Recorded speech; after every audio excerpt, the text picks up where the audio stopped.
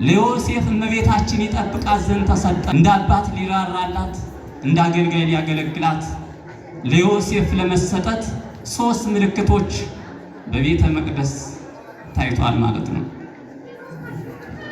ዕጣ ሲመታ ለዮሴፍ፣ ከዛ ደግሞ በይሁዳ ያሉ 1985 በትሮች ተሰብስበው ወደ ቤተ መቅደስ ሲገቡ የዮሴፍ በትር ላይ ኦ ዮሴፍ እቀባ ለማርያም ትህርትከ የሚል ጽሑፍ ተጽፎ ተገኘ ማለት ነው። ርግብ መጣ ደግሞ በዮሴፍ ላይ አረፈች። ስለዚህ በዚህ ምክንያት ለዮሴፍ ተሰጠች። እናቱ ድንግል ማርያም ለዮሴፍ በታጨች ጊዜ ሳይገናኙ ሳይቀራረቡ በማይመረመር ግብር በግብረ መንፈስ ቅዱስ ጸንሳ ተገኘች ይላል። ዮሴፍ ሆይ እመቤታችን ለቆጠራ ይዘህ ለመሄድ አትፍራ፣ ከእርሷ የሚወለደው በግብረ መንፈስ ቅዱስ ነውና። ውሃው ሲጎል ድረስ አልተመለሰም ይላል። ከጎደለ በኋላ ተመልሷል። የበኩር ልጇን ኢየሱስ ክርስቶስን እስክትወልደው ድረስ አላወቃትም ማለት ብርሃን እኮ ከፊቱ ላይ ተስሎበት ነው። መላእክት ለድንግል ማርያም ሲሰግዱ ቅዱስ ዮሴፍ አረጋዊ ዮሴፍ ተመለከተ። ይህን 3ኛው ነበር። ሰሎሜም ድንግል ማርያምን በድንግልና መጽነስ በድንግልና መውለድ ትጠራጠር ስለነበረ በውኑ በድንግልና ጸነሽ በድንግልና ወለድሽ ብላ በዳሰሰቻት ጊዜ እጇ ረርኩም ትራለ። ልጇን ጌታችን ኢየሱስ ክርስቶስን ስትጣቀፍ ደግሞ ዮሴፍ እነዚህ ምልክቶችን ካየ በኋላ ሐዋርያው ቅዱስ ጳውሎስ ተራቀቅን ሲሉ ሰነፉ። እንቺ የታጠረች ተክል የታተመች የውሃ ጉድጓድ ይላል። ቤት ላይ መግባት በተዘጋ መቃብር ላይ ደግሞ መውጣት፣ እነዚህ ነገሮች ድንቅ ናቸው ይላል። ስለ ድንግል ማርያም ስናስብ ባርነት ሰው አሁን የኃጢአት ባሪያ ሆኗል፣ የስሜቱ ባሪያ ሆኗል። ባለማዊ ናት። በስመ አብ ወወልድ ወመንፈስ ቅዱስ አሐዱ አምላክ። በስመ አብ ወወልድ ወመንፈስ ቅዱስ አሐዱ አምላክ። በስመ አብ ወወልድ ወመንፈስ ቅዱስ አሐዱ አምላክ። ያለ ትናንት ቀዳማዊ፣ ያለ ዛሬ ማዕከላዊ፣ ያለ ነገ ዳህራዊ ቅዱስ እግዚአብሔር ስሙ የተመሰገነ ይሁን። የንጽህናችን መሰረት፣ የድህነታችን ምክንያት፣ የብርሃን እናት ወላዲተ አምላክ ድንግል ማርያም ስሟ የተመሰገነ ይሁን። ቅዱሳን አባቶቻችን፣ ቅዱሳን እናቶቻችን እግዚአብሔር እንዳከበራችሁ መጠን ስማቸው የተመሰገነ ይሁን። በዚህ በተቀደሰ አውደ ምሕረት የተሰበሰባችሁ ሊቃውንተ ቤተ ክርስቲያን፣ አይንተ እግዚአብሔር ካህናት፣ ዲያቆናት፣ አባቶች፣ እናቶች፣ ወንድሞች፣ እህቶች፣ ሕፃናት ጭምር በኃያሉ በሉ እግዚአብሔር ሰላምታ እንደምን አመሻችሁ?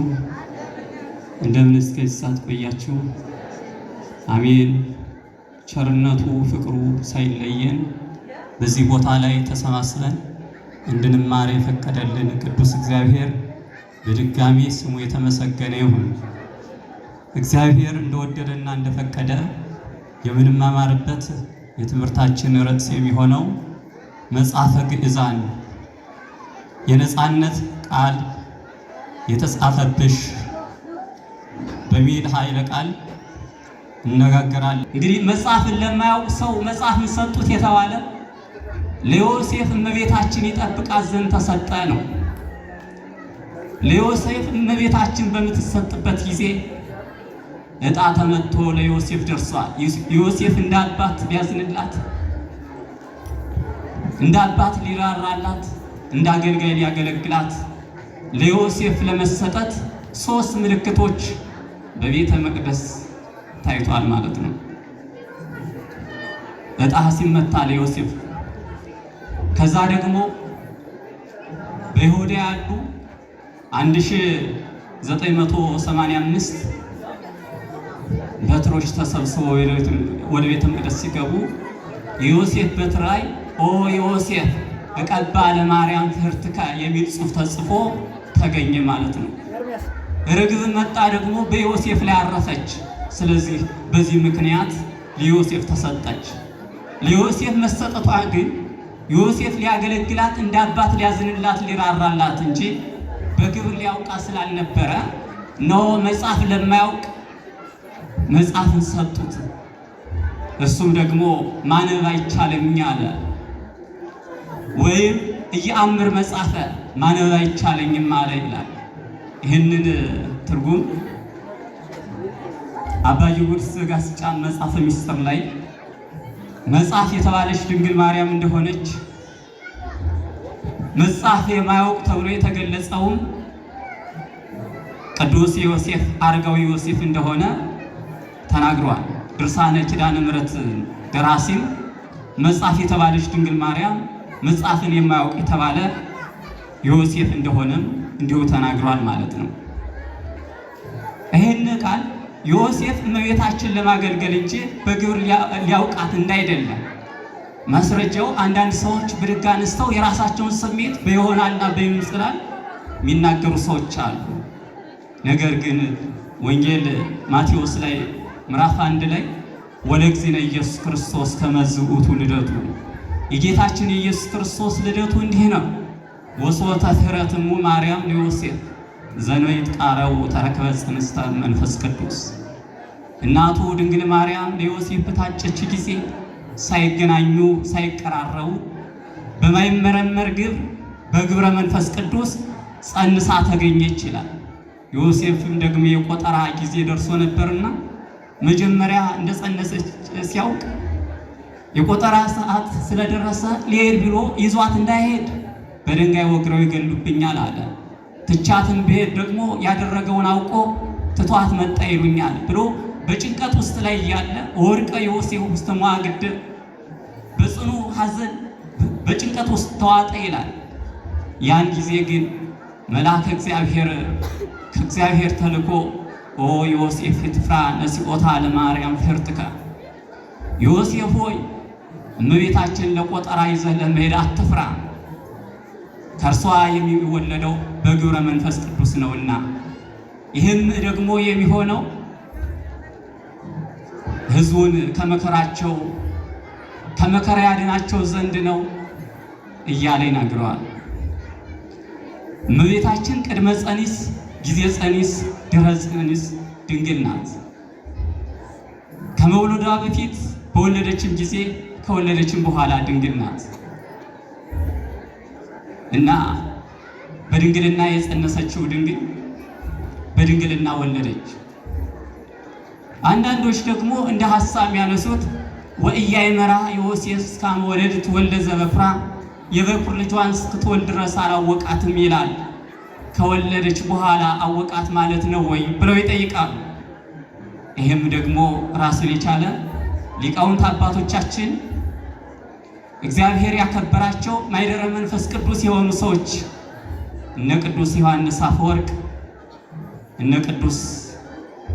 እነ አባ ጊዮርጊስ ዘጋስጫ በዚሁ ዙሪያ ላይ ሰፋ አድርገው ተናግረዋል። የመጀመሪያው ዮሴፍ የበኩር ልጇን ድንግል ማርያም የበኩር ልጇን እስክትወልድ ድረስ አላወቃትም ማለት ምንድን ነው ለሚለው ትርጓሜ ይህን እስከ በቤተ ክርስቲያናችን ትርጓሜ ፍጻሜ የሌለው እስከ ይባላል። ይህን ማለት ምንድን ነው? ሜልኮል ይላል ነገሥት ላይ ሜልኮል እስክትሞት ድረስ አልወለደችም ይላል። እንግዲህ እስከምን ያለ ሜልኮል ማለት የዳዊት ሚስት ማለት ነው። የዳዊት ሚስት እስክትሞት ድረስ አልወለደችም ይላል። ከሞተች በኋላ ወለደች ማለት ነውን? ከሞት በኋላ መውለድ አለን? ከሞት በኋላ ማግባት መጋባት አለን? አይደለም። ፍጻሜ የሌለው እስከ ማለት እስክትሞት ድረስ አልወለደችም ማለት ከሞተች በኋላ ወለደች ማለት አይደለም። ከሞተች በኋላ ወለደች ማለት አይደለም። ኖህም ማያይህ ምድርን በሚያጠፋት ጊዜ ከእግዚአብሔር ሕግ ስላልወጣ መርከብ ሰርቶ ውሃው እስኪጎል ድረስ መርከብ ይንቀሳቀስ ነበረ። ኋላ ግን የውሃውን መጉደልና አለመጉደሉን እንዲያረጋግጥ ከአዕዋፍ መካከል ቁራን ላከው። ቁራን ሲልከው በዛው የቀረ እና ሊቃውንት አባቶቻችን ይህምን የተመይጠቋ እስከ አመነት ገማያይ ቁራ የውሃውን መጉደልና አለመጉደልን አይቶ ተረድቶ ለኖህ እንዲነግረው የላከው ቁራ ውሃው ሲጎል ድረስ አልተመለሰም ይላል። ከጎደለ በኋላ ተመልሷል ወይ? አይ አልተመለሰም። ታዲያ ይህ ትርጉም እንዴት ነው ከተባለ እስኪጎል ድረስ ማለት ከጎደለ በኋላ ተመልሷል ማለት ሳይሆን ፍጻሜ የሌለው እስከ ተብሎ ይተረጎማል ማለት ነው። የበኩር ልጇን ኢየሱስ ክርስቶስን እስክትወልደው ድረስ አላወቃትም ማለት ከወለደች በኋላ አወቃት ማለት አይደለም። በግብር አወቃት ማለት አይደለም።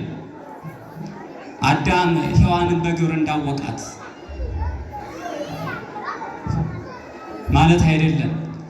ስለዚህ እስክትወልድ ድረስ አላወቃትም ማለት ከወለደች በኋላ አወቃት ማለት ሳይሆን እስከ ፍጻሜ ድረስ በግብር አያውቃትም ነው። ሐሳቡ እዚህ ላይ ነው። ሁለተኛ ግን አባ ጊዮርጊስ ዘጋስጫ እስክትወልድ ድረስ አላወቃትም ያለውን ሲተረጉም መጽሐፈ አርጋኖን እሱ ላይ ከወለደች በኋላ እንዴት ነው ብሎ በሚተረጉምበት ጊዜ እንዲህ ይላል። እመቤታችን ጌታችን ኢየሱስ ክርስቶስን ጸንሳ በነበረችበት ጊዜ መልኳ ይቀያየር ነበረ ይላል። ቦ አመታ ያይህ ከመጽየረዳ እንደ ጽየረዳ አበባ የምታስደለድልበት ጊዜ ነበረ። እንደ ሮባን አበባም የምትሆንበት ጊዜ ነበረ። እንደ ገነት ተክልም የምትሆንበት ጊዜ ነበረ። ከዛ የተነሳ መልኳን ወጥ በሆነ በአንዲት መልክ አያትም። አንዴ እንደ ጽየረዳ አበባ ስትሆንበት፣ አንዴ እንደ ሮባን አበባ ስትሆንበት፣ አንዴ እንደ ገነት ልምላሜ ስትሆንበት አይደለም። በብዙ ህብረ ትንቢት ማለት በብዙ ትንቢት የተነገረላት እርሷን በመሶብ ኤልያስ ነቢዩ ኤልያስ እሷን በመሶብ ሲመስል ልጇን ደግሞ በህብስት ይመስል ነበረ። ነቢዩ ኤልሳ እርሷን በልሁብት ሲመስል ልጇን ደግሞ በሐሪጽ ይመስል ነበረ። ነቢዩ ዳንኤል እርሷን በግብ ሲመስል ልጇን በአንበሳ ይመስል ነበረ። ታዲያ በብዙ ህብረ ትንቢት ማለት በብዙ አይነት ትንቢት ስለ አንዲት ድንግል ስለ አንዱ ወልድ ብዙ ትንቢት የተነገረላት እነ ኢሳይያስ እሷን በዕፅ ሲመስሉ ልጇን በአበባ ይመሰሉ። እነ ሰሎሞን እርሷን በምድር ሲመስሉ ልጇን በፍሬ በአበባ ይመሰሉ። ያ ብዙ የትንቢት አይነት ብዙ ምሳሌ የተመሰለላትና የተመሰለለት ወልድ እንደሆነ ወልድ የተባለ እርሱ እንደሆነ ኢሳይያስ ነው ድንግል በድንግልና ትጸንሳለች ወንድ ልጅም ትወልዳለች ብሎ የተናገረ ድንግል የተባለች እርሷ ወልድ የተባለ እርሱ መሆኑን እስክትወልድ ድረስ ማወቅ አቃተው። ያ የሆነበት ምክንያት ምንድን ነው? መልኳ ይቀያየር ስለነበረ ነው። አይደለም የፀሐይ ጽድቅ ሰሌዳ ድንግል ማርያም ይቅርና ሙሴ እንኳን በአእላፈ እስራኤል ላይ አላፊ ብርሃን ከግንባሩ ላይ ቢሳልበት እስራኤል ምን አሉ? ሙሴ ተገልበብለነ፣ ሙሴ እባክህ ተሸፈንልን፣ ቃል ብቻ ለእኛ ይሰማል፣ ቃልን ብቻ ተናገር እኛን አትይ አሉ። ብርሃን እኮ ከፊቱ ላይ ተስሎበት ነው። ስለተሳለበት አንተን ማየት አንፈልግም፣ ብቻ ተናገር አሉ። ብቻ ተናገር። እስራኤል እንዲሁ አንዳንዴ ጥጋባቸው አይጣል ነው። እግዚአብሔርን ካልሰማን ይሉ ነበረ። ወደ ደብረ ሲና በወሰዳቸው ጊዜ ግን ያን የሚያስፈራ ቃል ሲሰሙ አይ ሙሴ አንተ ተነጋገረውና የሰማውን ነገር ለእኛ ንገረን አሉ። አሁን እሱ ደግሞ ከደብረ ሲና ሲመለስ ብርሃን ተስሎበታል። ብርሃን ተስሎበት ከዛ ሲያዩ ደግሞ አንተን ማየት አንፈልግም፣ ብቻ ቃል ተናገር፣ ያለህን ነገር ብቻ ንገረን ይላሉ። እንግዲህ ሙሴ አላፊ ብርሃን ቢሳልበት እንዲህ የሚያስፈራና የሚያርድ የሚያንቀጠቅጥ ከሆነ የፀሐይ ጽድቅ ሰሌዳ ድንግል ማርያምማ ምን ያህል አታስፈራ? መልኳ ይለዋወጥ ነበረ ይላል። ልክ በነጭ ብርጭቆ ላይ ወይን ቢያደርጉበት ብርጭቆ ምን ይመስላል? በነጭ ብርጭቆ ላይ ወይን ቢያደርጉበት ብርጭቆ ወይኑን ይመስላል አይደለም? ጠጅን ቢያደርጉበት ጠጁን ይመስላል። ሌላም ቢያደርጉበት እንደዛ ይሆናል። ድንግል ማርያም ደግሞ አካላዊ ቃልን ከሦስቱ አካል አንዱ አካል ወልድን እንደጸነሰች ያ ነቢያት በብዙ አይነት ትንቢት የተናገሩለት ወልድን እንደጸነሰች ሲያስረዳ መልኳ ይለዋወጥ ስለነበረ ጸንሳ እያለች ቀና ብሎ ማየትም አልቻለም፣ መረዳትም ማወቅም አልቻለም ነበረ። ከወለደች በኋላ ግን ወጥ በሆነ በአንድ መልክ አወቃት ማለት ነው። ይህ ማለት ምንድን ነው? አንድ ልጅ እናቱን ሊያውቃት በሚችለው መልክ መሳል የሚችል ከሆነ ሊስላት ይችላል። አንድ ልጅ እህቱን ሊያውቃት በሚችለው መልክ ልክ ድንግል ማርያም ደግሞ ጌታችን ኢየሱስ ክርስቶስን ከወለደች በኋላ ድንግል ማርያም ማን እንደሆነች መልኳን አወቃት ማለት ነው ሐሳቡ። ሶስተኛው ግን አሁንም የተተረጎሙ ትርጓሜው ላይ ያለ ሐሳብ ነው። ዮሴፍ ጌታችን ኢየሱስ ክርስቶስን እስክትወልድ ድረስ አላወቃትም ማለት ከወለደች በኋላ 5 ነገሮችን አይቶና ተመልክቶ አወቃት ይላል። 5 ነገሮች የተባሉ ምንድናቸው ከተባለ አንደኛ ሁረተ ኮከብ በካልፍና ይላል። ሁረተ ኮከብ በካልፍና ማለት ኮከብ ከምስራቅ ወደ ምዕራብ ነው የሚሄደው። ነገር ግን ሰብአ ሰገልን ይመራቸው የነበረ ኮከብ ግን ከምዕራብ ወደ ሰሜን ነበረ የሚሄደው። ከምዕራብ ወደ ሰሜን። ከአሁን በፊት የከዋክብት ከምስራቅ ወደ ምዕራብ ነው የሚሄዱት። ሰብአ ሰገልን የሚመራቸው ኮከብ ግን ከምዕራብ ወደ ሰሜን ይሄዳል። ወደ ሰሜን መሄዱ ይሄ የአምላክነቱ መገለጫ ነበረ። ሁለተኛው ግን ሰብአ ሰገል ነገስታት ናቸው፣ ጥበበኞች ናቸው። ስንት ሀገር አቋርጠው ወርቁን፣ ዕጣኑን፣ ከርቤውን ይዘው ሲሰግዱለት ዮሴፍ ቁጭ ብሎ ይመለከት ነበረ። ሁለተኛ ምልክትና መረጃ አገኘ ማለት ነው። ሶስተኛው ግን መላእክት በቤተልሔም ዙሪያ ላይ ስብሐት ለእግዚአብሔር በሰማያት ወሰላም በምድር ስምረቱ ለሰብእ፣ በሰማያት ለእግዚአብሔር ምስጋና ይሁን፣ በምድርም ለሰው ልጅ እርቅ ይሁን። በሰማይ ለእግዚአብሔር ምስጋና ተደረገ፣ በምድርም ለሰው ልጅ እርቅ ተወጠነ እያሉ ሲያመሰግኑ መላእክት ለድንግል ማርያም ሲሰግዱ ለልጇ ሰማይና ምድርን ለፈጠረ ሰውን ለማዳን ብሎ በ3 ክንፍ ስንዝር ለተወሰነ በጠባብ ደረት በአጭር ቁመት ለተወሰነ ለሱ ሲሰግዱ ቅዱስ ዮሴፍ አረጋዊ ዮሴፍ ተመለከተ። ይህን ሶስተኛው ነበር፣ ሶስተኛው ማለት ነው። ሌላው ግን ስብሐተ እግዚአብሔር በቤተልሔም ዙሪያ ላይ የባሕሪ ክብሩን እየገለጠ ነበር። አልፎ አልፎ ላይ ብርሃን ቦግ ቦግ ይል ነበር። ያ ወይም ከእንጨት የተፈጠረ እሳት አልነበረም። ራሱ እግዚአብሔር የራሱን ጌትነቱን ለመግለጽ ያደረገው ነበር። ይሄም አንድ ዮሴፍ ድንግል ማርያም የተባለች እርሷ ነቢያት ትንቢት የተናገሩላት ነቢያት የተናገሩለት ወልድ የተባለ እርሱ እንደሆነ ተመለከተ።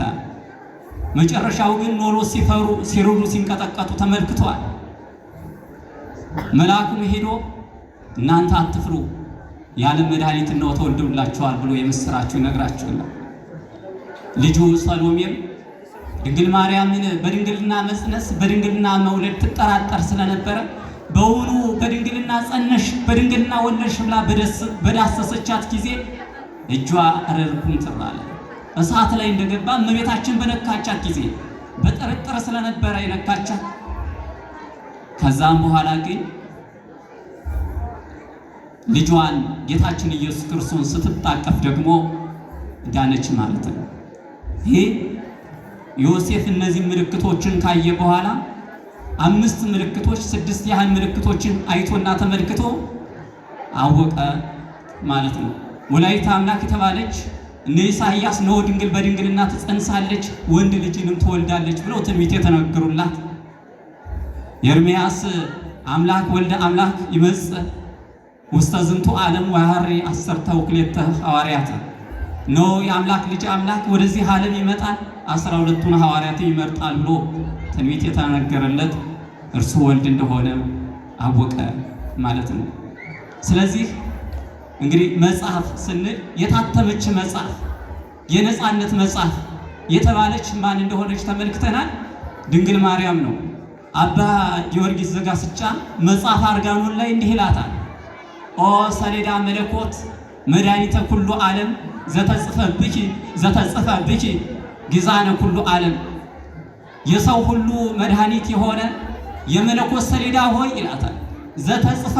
ዘተጽፈ ብኪ መጽሐፈ ግዕዛን፣ የነፃነት ቃል የተጻፈብሽ የነፃነት ቃል የተባለ ጌታችን ኢየሱስ ክርስቶስ ከስጋዋ ስጋ ከነፍሷ ነፍስ ነስቶ በማኅፀኑ ያደረ ወልድ ነው።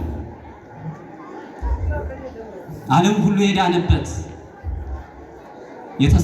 የጨለመ ተስፋው የበራበት ያጣ ክብሩ የተመለሰበት መጽሐፈ ግዕዛን የተባለች ድንግል ማርያም ናት።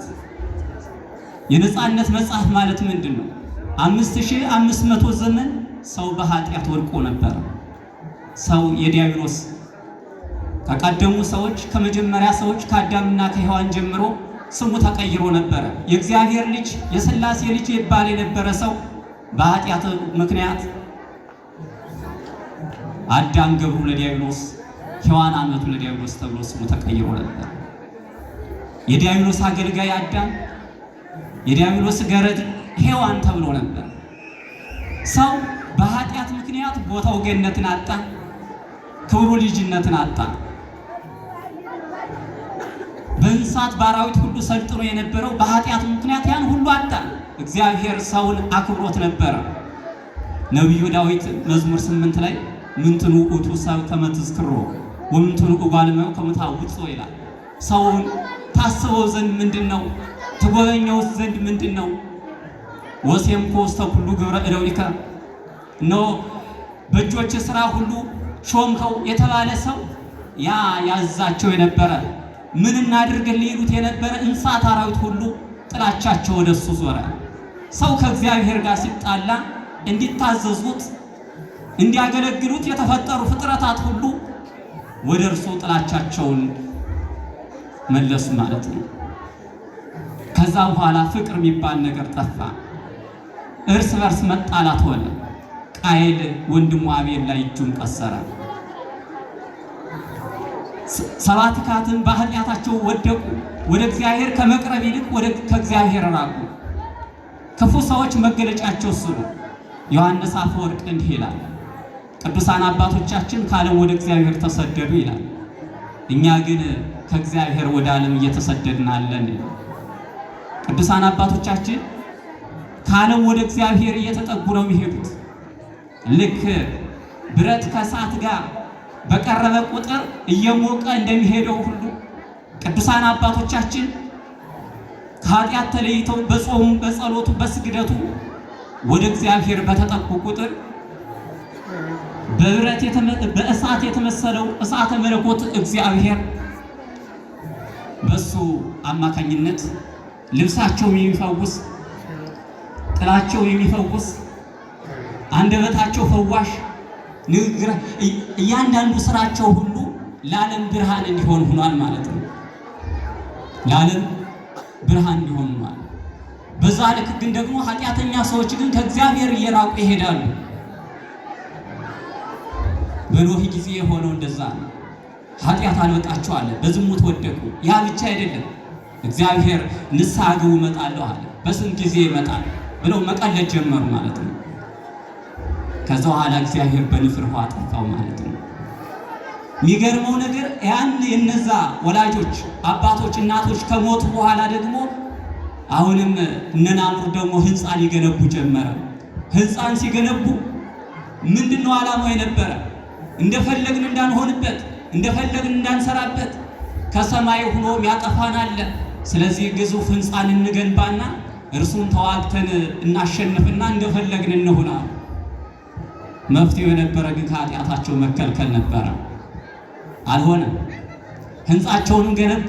እንዲሁም ትርጓሜው ላይ እንዲህ ይላል፣ በፀሐይ እስከ ማምሰል ድረስ ደረሱ ይላል። በፀሐይ እስከ ማምሰል ድረስ ደረሱ። ከዛ በኋላ ጦር ሰርተው ወደ ላይ ይወረውሩ ነበረ። ሰይጣን ደግሞ በምህታት ጦራቸውን ደም እየቀባ ይሰደው ነበረ። አሁን አብን ወጋ ነው፣ አሁን ወልድን ወጋ ነው፣ አሁን መንፈስ ቅዱስን ወጋ ነው እያሉ ይቀልዱ ነበር።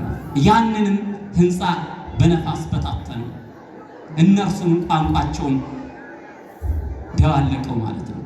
ያም ህንፃ ተበታተነ፣ እነርሱም እንዲሆኑ ማለት ነው። ከዛም በኋላ አላቆም ሰብአ ሰዶም ሰብአ ገሞራ የምንላቸው ደግሞ ጭንቅ የሆነ ኃጢአትን ለሰው ልጅ የማይገባ መጥፎ የሆነ በደልን ሁሉ በደሉ። ልክ ነቢዩ ዳዊት እንዳለው ሰብእሰን ዘክቡር ውእቱ ወኢያእመረ፣ ሰው ክቡር ነበረ ግን ክብሩን አላወቀም።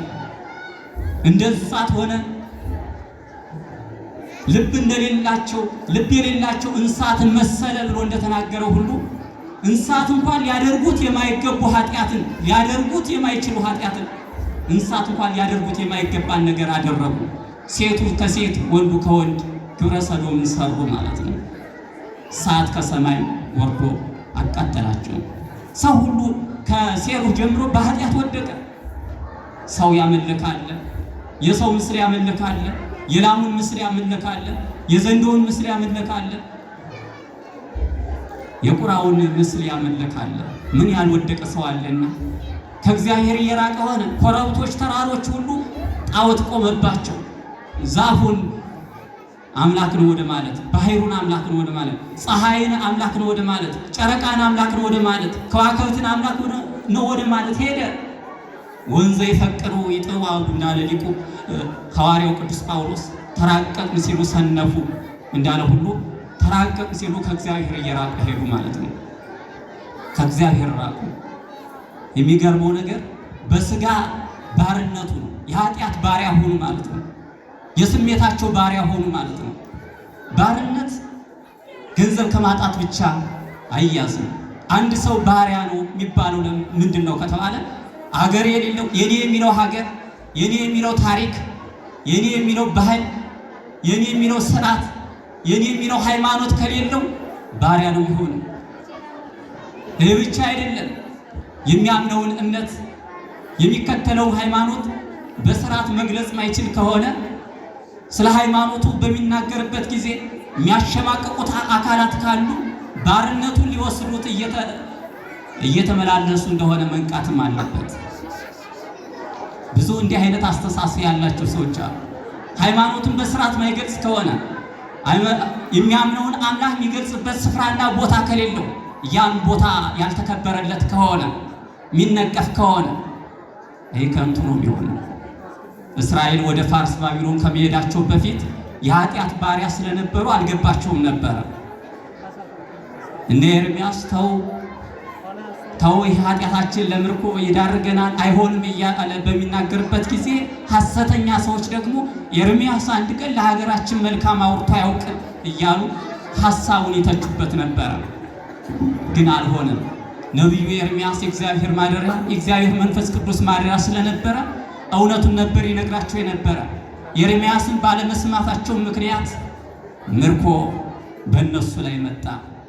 ተማረኩ። በፋርስ ባቢሎን ላይ ሆነው ማልቀስ ጀመሩ። እነዛ የማረኳቸው ሰዎች ደግሞ እስኪ ስታመሰግኑ እንስማችሁ፣ እስኪ አመስግኑ እንያችሁ እያሉ ይሳለቁባቸው ጀመረ። እነሱ ግን ልዩ በሆነ ቦታ ላይ እንዴት እግዚአብሔርን እንጠራለን? ለአምልኮ ባልተለየ ስፍራ ላይ እንዴት እግዚአብሔርን እንጠራለን? እያሉ ስለነበሩበት ኃጢአት ሁሉ ማልቀስና ማንባት ጀመሩ። በባርነት ያለ ሰው አሁን ደክሞኛል ልረፍ ማለት የለም። አሁን ደክሞኛል ልተኛ ልረፍ ማለት የለም። አሁን የጸሎት ሰዓቴ ነው ማለት የለም። አሁን የትምህርት ሰዓቴ ነው ማለት የለም። አሁን የምሳ ሰዓቴ ነው የቁርስ ሰዓቴ ነው ማለት አይቻልም። ባርነት ላይ የራሱን ፍላጎት ሳይሆን ራሱ በፈቀደበት መንገድ ሳይሆን ያ የገዛው ሰው ርህራሄ ነው የሚያኖረው፣ እንዲያርፍም እንዲሄድ የሚያደርገው። ነፃ ማመስገኛ ቦታ የለም። አምልኮትን የሚገልጹበት ስፍራ የለም። አገልግሎቱን እንኳን ለመሳለቂያና ለመሳቂያ ለማድረግ ለመዝናኛ ለማድረግ ይሞክራሉ። እንዲህ ሆነ። ባርነት ማለት አገርን መነጠቅ፣ ታሪክን ማጣት፣ የኔ የሚሉት ታሪክ አለመኖር። ታሪክ የሌለው ሰው ነገ የለውም። በነገራችን ላይ አንዳንዴ ታሪክ መሰረት ነው። ሰው ታሪክን የሚሰራ ከታሪክ ተነስቶ ነው። የአባቶቹን ታሪክ ካላጠና አባቶች ትናንት ምን ሰርተው ነበረ? ድክመትስ ነበረ ወይ? ጥንካሬስ ነበረ ወይ? ከጥንካሬያቸው ምን ይዘን ሄድ፣ ከድክመታቸውስ ምኑን እንተው የሚለውን ነገር ታሪክ ከሌለው ይሄ ሰው ባሪያ ነው ማለት ነው። የሌሎች ሀሳብ የሚዘውረው የሌሎች ታሪክን የሚያነብ ገለ ፈረንጅን የሚያጠና ነው የሚሆን ታሪክ የሌለው ከሆነ። አሁን እንደዛ እየሆነ ይመስላል። ስለዚህ ባሪያ ማለት ሀገር የሌለው ሰው፣ በሀገሩ ላይ የፈለገውን ሀሳብ መናገር ማይችል ከሆነ፣ በሀገሩ ላይ ስደተኛ ከሆነ፣ በሀገሩ ላይ ተጨቋኝ ከሆነ ባሪያ ነው ማለት ነው። እንዲያውም አንዳንዴ የምናይበት ቦታ አለ። የሚገርመው ነገር አንድ ትልቅ አባት ናቸውና የተናገሩት ሀሳብ አለ። ለሆነ ሰው ብር ስላለው ብቻ የሆነ ቱሪዝም ተብሎ ይገባል። ኢትዮጵያዊ ግን እናት አባቶቹ የሰሩትን የገነቡትን ስንት ታሪክ ያለበትን እንዳያ የሚከለከል ከሆነ ይህ ባርነት አይደለም እንዴ? ባርነት ማለት እኮ በጉልበት መገዛት ብቻ ሳይሆን በእጅ አዙርን በገንዘብ መገዛት እኮ ባርነት ነው። አሁን አንዳንድ ቦታዎችን እኮ እያየን ነው። ገንዘብ ያላቸው ብቻ የሚገቡበት ማለት ነው። ይሄ ባርነት ነው፣ በሀሳብ ማለት ነው። አንዲት ሀገር ባሪያ የምትሆነው አንድ በኢኮኖሚ ስትዘግት ነው። ሁለተኛ ግን የራስ የምትለው ፖሊሲ ከሌላት፣ የምትመራበት መርህ ከሌላት ነው። እሊህ በብሉይ ኪዳን 5500 ዘመን የነበሩ ሰዎች በኃጢአት በስጋቸውም በነፍሳቸውም ቢሆን በመከራ ውስጥ ነበሩ። በዛ ውስጥ ላይ ሆነው ግን በትንቢት ጭላንጭልነት በትንቢት መስታወትነት እነ ጠቢቡ ሰሎሞን ያቺ በርቀት የምትጎበኝ እንደ ማለዳ ጎህ የምትጎበኝ ያቺ ማናት እያሉ ከባርነታቸው ነፃ የሚወጡባት ድንግል ማርያም እንደሆነች ያቺ እንደ ጨረቃ ደምቃ እንደ ፀሐይ ሙቃ የምትታይ ያቺ ማናት እያሉ ስለ እመቤታችን ይናገሩ ነበር። ነፃ ሊወጡባት የሚችል ዓለም ሁሉ ሰው ሁሉ በባርነት ተይዞ እያለ መርገም ያላረፈባት እንደሆነች ሲናገር ሰሎሞን ያቺ የታጠረች ተክል የታተመች የውሃ ጉድጓድ ይላል። በድንጋሌ ሥጋ በድንጋሌ ነፍስ የጸናች ያቺ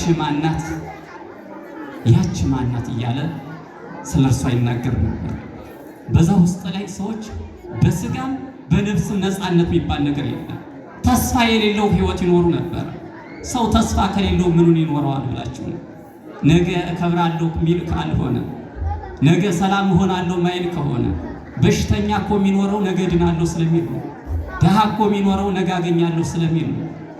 ሁሉም ነገ ከሌለው ከንቱ ነው የሚሆነው። በብሉይ ኪዳን ላይ ሞተውም ቢሆን ነፍሳቸው ወደ ሲኦል ነበር የሚጣለው።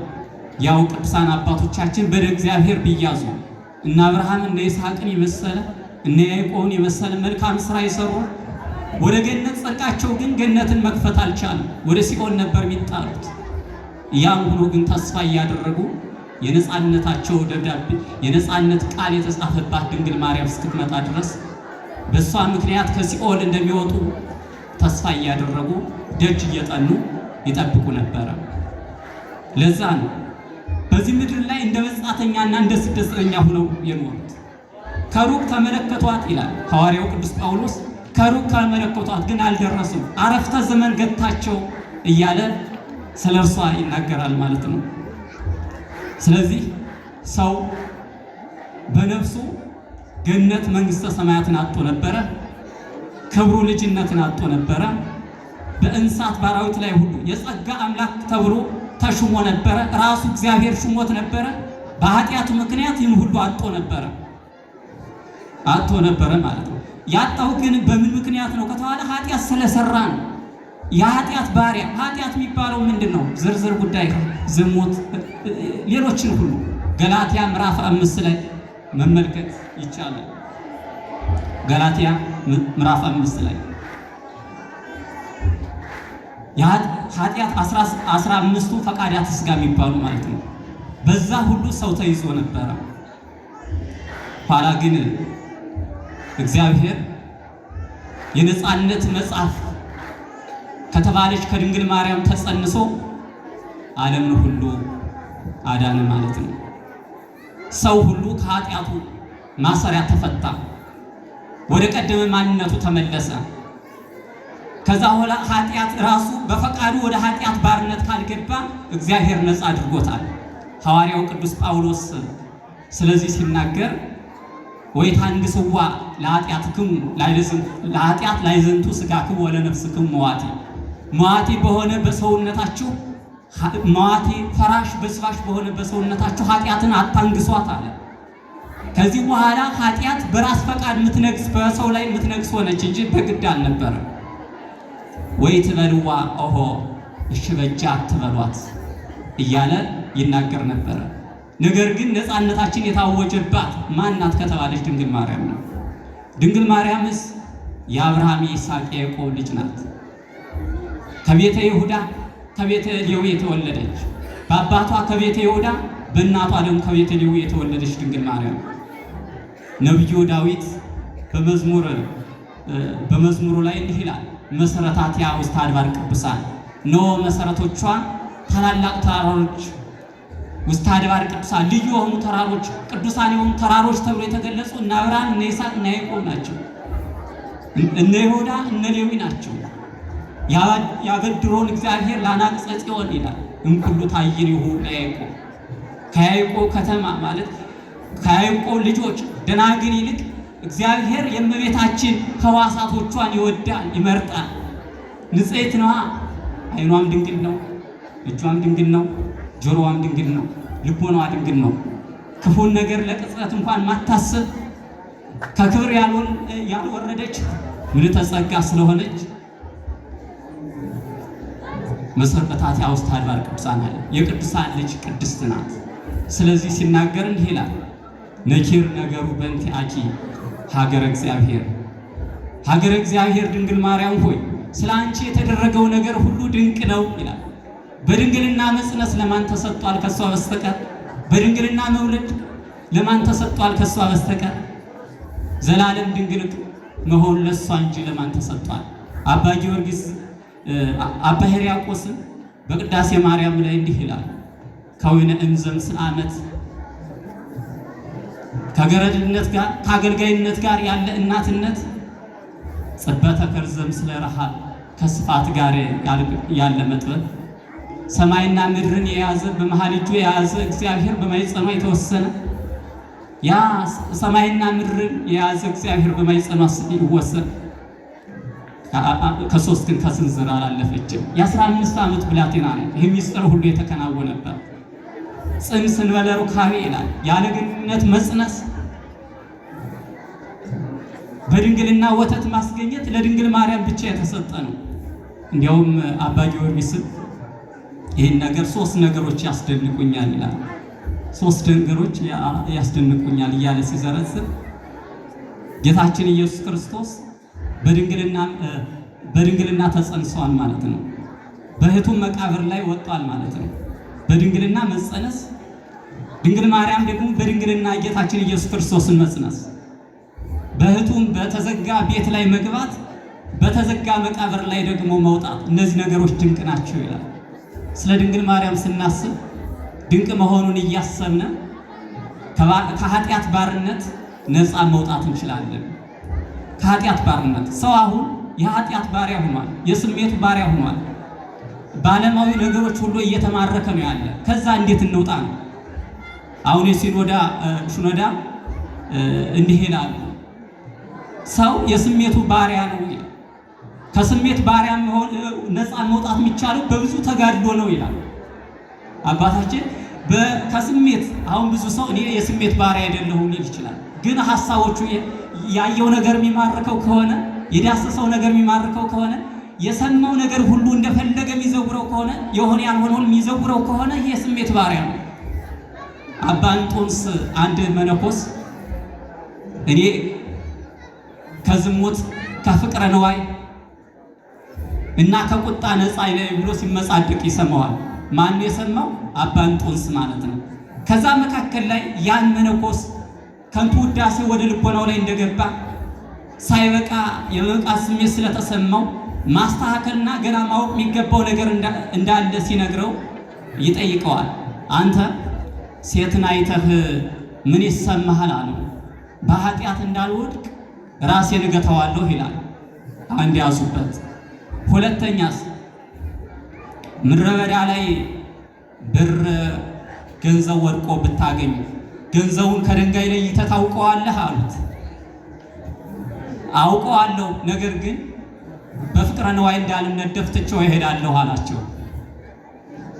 ሰውስ ቢሰድብህ ይሰማሃል አሉት።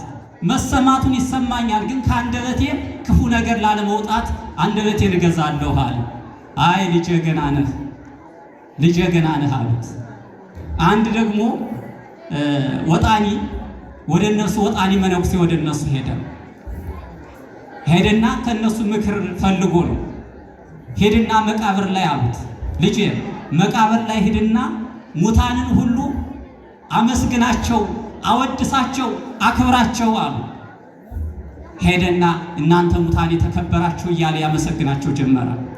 መቃብሩን እየዞረ ሁሉ ያመሰግናቸው ጀመረ። ምንም አልመለሱለት። ልጄ ምን አሉህ? ምንም አልመለሱልኝም አላቸው። ሄድ ደግሞ አሁን ስደባቸው፣ እናንተ አፈር ትቢያ የሆናችሁ ያልሄድ ስደባቸው አሉት። ሄደ ደግሞ ይሰድባቸው ጀመር። እናንተ እያለ ይሰድባቸው ጀመር። መልሶ መጣና አሁንስ ምን አለህ አሉ። ምንም አላሉኝ አለ። አንተም እንዲሁ ነህ፣ የሚሰድቡህንም የሚያደንቁህንም የሚነቅፉህንም ሁሉ አትስማቸው። የእግዚአብሔርን ሕግና የእግዚአብሔርን ቃል እየጠበቅን ኖር አሉት። አሁን እኛ ላይ በጣም ብዙ ነገር ያታልልናል። ብዙ ነገር አባቶቻችን ብዙ ተሞክሮ አላቸው። እንዲያውም አንድ አባት 40 ዘመን ላይ እየጸለየ እያለ ሰይጣን ሄደና ጌታችን ኢየሱስ ክርስቶስን መስሎ እኔ እንዲህ ስትፈልገው የነበርኩ እኔ ነኝ፣ ዋጋ ልሰጥ መጥቻለሁ፣ አሁን ልታይ ይገባል አሉ። ያን ባሕታዊ ግን የበቃ ስለነበረ ጌታዬ ኢየሱስ ክርስቶስን በዚህ ምድር ላይ ላየው አልፈልግም፣ ወግድልኝ አለ። ግን እንደዛ ብሎ የመጣ ማን ነበር? ሰይጣን ነበረ። ብዙዎቻችን ትንሹ ነገር ያስደስተናል፣ ትንሹ ነገር ያስከፋናል። ይሄም የሆነው ግን ከኃጢአት ባርነት ነፃ ስላልወጣን ይመስለኛል። ስለዚህ ከኃጢአት ባርነት የምንወጣው እንዴት ነው ከተባለ መጀመሪያ መጸጸት አለብን። ትናንት በሰራነው ነገር መጸጸት አለብን። ትናንትን በከንቱ እንዳሳለፍ ነው ነገን በከንቱ እንዳናሳልፍ፣ ዛሬን በከንቱ እንዳናሳልፍ። የዛሬ ስራችን ለነገ ሕይወት ይበጅራልና የነፃነት ቃል የተጻፈባት ድንግል ማርያምን አብነት ይዘን ወደፊት መገስገስ አለብን። በምድር ስንኖር እንግዲህ በተጋድሎ በጸሎት በስግደት በምንችለው ነገር ሁሉ ለሰዎችን እየረዳን እግዚአብሔርን ቸርነት ተስፋ እያደረግን ወደፊት መገስገስ ይገባናል። የነፃነት ቃል የተጻፈባት መጽሐፍ በሚል ኃይለ ቃል ነው የተማማርነው። ያስተማረን የገሰጸን ልዑል እግዚአብሔር ስሙ የተመሰገነ ይሁን። ወስብሐት ለእግዚአብሔር።